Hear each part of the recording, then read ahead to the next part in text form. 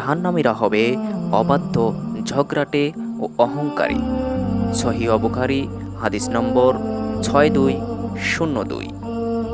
মৃত্যুর আগে যেন প্রত্যেকটা মুসলমানের মুখে উচ্চারিত হয় লা ইলাহা ইল্লাল্লাহু মুহাম্মাদুর রাসূলুল্লাহ সাল্লাল্লাহু আলাইহি ওয়াসাল্লাম।